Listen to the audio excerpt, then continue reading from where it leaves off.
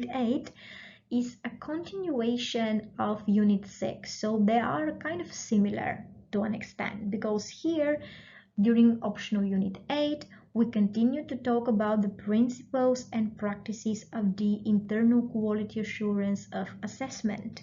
So I'm not going to spend too much time. I'm going to briefly show you what this unit includes, because again it is similar to Unit 6, but here we take one step further and we really dig deeper to help you understand the concept of internal quality assurance of assessment and how to apply it. So my suggestion would be that if you're thinking of taking Unit 6, you also take it with Unit 8. So what are we going to cover during Unit 8? We're going to discuss the functions of internal quality assurance. So what are the functions?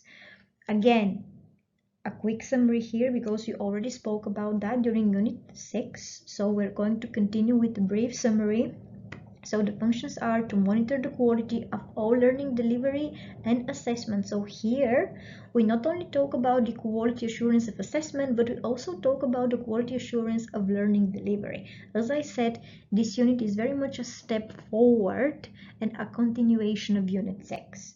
We continue to discuss the key legislation, both internal and external, and what the key requirements are, and we look into how we can ensure consistency in the assessment methods adopted by the organization. So again, this unit is more practical than Unit 6. So we're going to be talking about the assessment methods that could be adopted by your organization, that are adopted already, and some general best practices as well.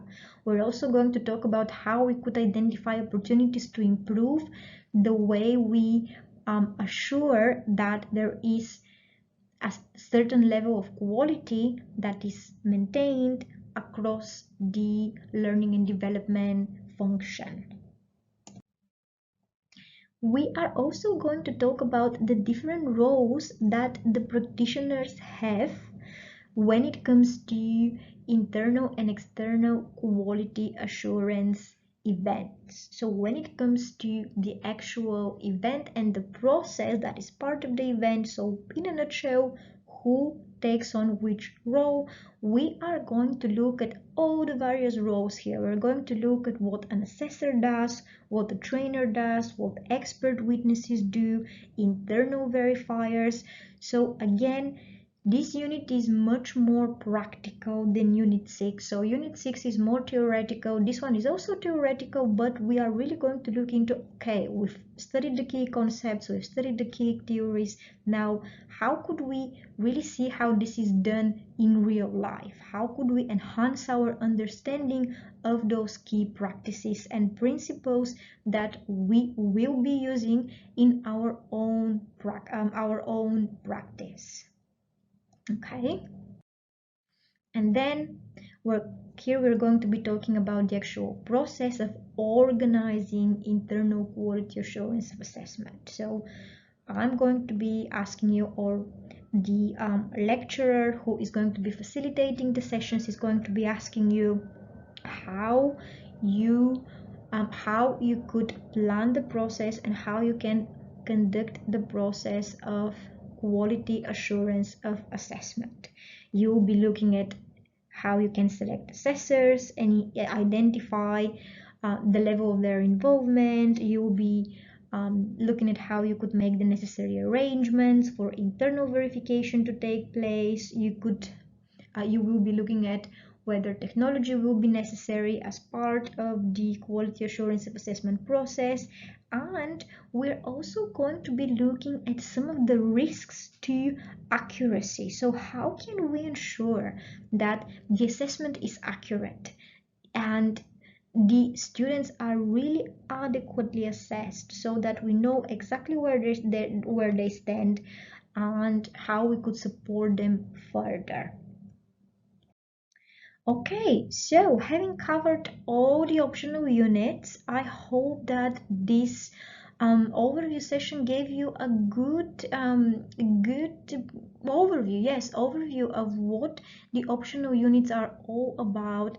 Let's have a look at them again. You can see them on the screen. These are all the 8 optional units. You can mix and match. You can select the ones that you feel will be most relevant and most useful to you and take them together with the mandatory units. As you could see, unit 2 and 3 could go well together. Again, unit 4 and 5 also, and then 6 and 8 because they're on similar topics. But when you're selecting the optional units, don't forget to look at the credits, as you need 120 credits in total, and also look at what you yourselves feel you need to learn, you want to learn in order to support yourselves to take your next steps, to progress within your career, or to enter perhaps a new field of work. So be strategic about choosing those units. And I'm now going to put an end to these overview sessions. If there are any questions, you can get in touch with the school and they will respond. My name is Christina and it was pleasure facilitating this overview session for you. So if there are any questions, you can get in touch with my colleagues at the school and they will give you all they will respond to your inquiries.